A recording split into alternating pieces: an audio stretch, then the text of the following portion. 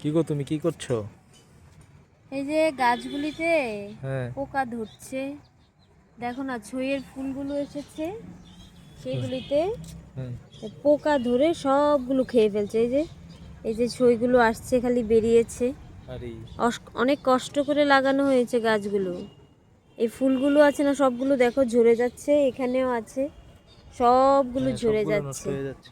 আর জানো সব থেকে বড় ব্যাপার কি, গাছে এখন নতুন করে লাউ এসেছে। কোথায়? এই দেখো আবার লাউ এসেছে। আরে হো, আবার এসেছে। হ্যাঁ, আবার গাছে এসেছে। আবার লাউ এসেছে। তো ওই দেখো, এটা একটা এসছে, এটা তো আরো বড়। এটাও এসছে। খুব যত্ন করতে হয় গাছগুলোর উপরে পেছনে। আছে। উপরেও আছে, ওই যে ওই উপরে দুটো। আছে হ্যাঁ। গাছগুলো।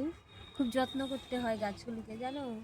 সকাল থেকে তো আমার বাবা খুব যত্ন করে গাছগুলোকে। আমরাও ফাঁকে ফাঁকে, এই যে একটা পচে গেছে, একটা কড়া আরে একটা এসেছে, করে। সেটা নষ্ট হয়ে গেছে, দেখো হ্যাঁ হ্যাঁ। এটা নষ্ট হয়ে গেছে। গাছগুলো আছে না, খুব যত্ন করে করতে হয়। আর ছাদের উপরে লাগানো তো, নিচ থেকে এত শক্তি পায় না, তার জন্যে গাছগুলোকে একটু ছাদের উপর লাগিয়েছি, যে সবটা ছাদের উপর ছড়ছে। আস্তে আস্তে সবটাই চলবে, বুঝলা।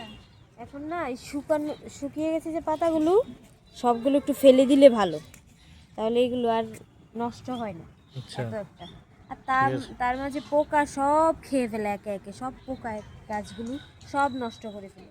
কি কষ্ট এই গাছগুলিকে কষ্ট করে চাষ করে ফল ধরাতে, খুবই কষ্ট হয়।